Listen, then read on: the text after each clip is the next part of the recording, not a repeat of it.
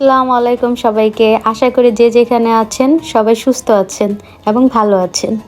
রমজানের এই দিনগুলোতে ইফতারের আয়োজন মানে অন্যরকম এক আনন্দ। আজকে আমি আপনাদের সাথে শেয়ার করব আমার নিজের হাতে তৈরি বিশেষ কিছু ইফতারের আইটেম এবং আমার শ্বশুরবাড়ির জন্য ছোট্ট একটি সারপ্রাইজ। ভিডিওটি শেষ পর্যন্ত দেখার অনুরোধ রইল। রান্নাটা আমার কাছে সবসময় ভালোবাসার একটা জায়গা। আজকে আমি মেনুতে রেখেছি fried rice, chicken, roll, shashlik, এইসব আর কি, আলুর চপ, বেগুনি, পেঁয়াজ, ছোলা। যেসব না হলে আমাদের ইফতার একদম অসম্পূর্ণ থেকেই যায়। আমি চেষ্টা করেছি একদম ঘরোয়া উপকরণে রেস্টুরেন্টের স্বাদ ফিরিয়ে আনতে। একদিকে তেল গরম করে ডুবো তেলে চিকেনগুলো ভেজে নিচ্ছি। দেখুন কি সুন্দর ব্রাউন কালার হয়েছে। রান্নার ফাঁকে আম্মু আর ভাবিও আমাকে অনেক সাহায্য করেছেন।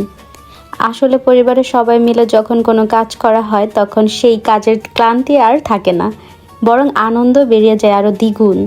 সব রান্না শেষ, এবার ভাইয়া সব ডাল এক এক করে রেডি করে দিচ্ছিল। ভাইয়াই আর কি, ভাইয়ার বুদ্ধিতে সব কিছু এক এক করে, মানে কিভাবে করলে ভালো হয় না হয় সেটাকে বুঝে একবার করে সব কিছু কোনটা কিভাবে দিলে বেটার সেটা করলো, রেডি করে দিল ডালাটা আর কি। বাসায় যে ফলগুলো নিব সেই ফলগুলো দেখলাম, চেক করে সবকিছু রেডি আছে এই যে প্যাকেটে।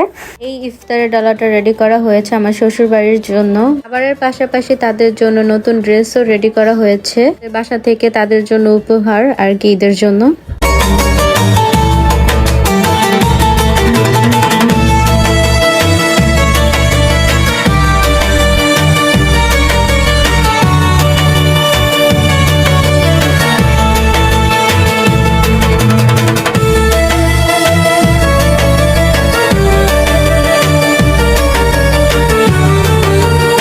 সময় মতো আজমিরের দাদা বাড়িতে পৌঁছে গেলাম।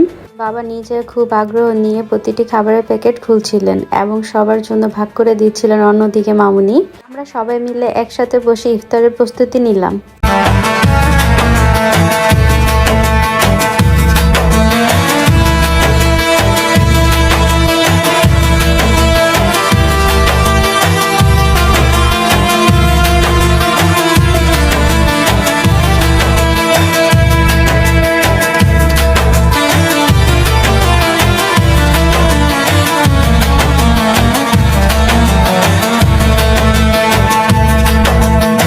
আজান পড়ার সাথে সাথেই আমরা সবাই মিলে একসাথে ইফতার করলাম। ইফতারের পর বাইরে খুব ঝুম বৃষ্টি শুরু হচ্ছিল। ঠান্ডা বাতাসে চারপাশটা এক নিমিষে শান্ত হয়ে গেল।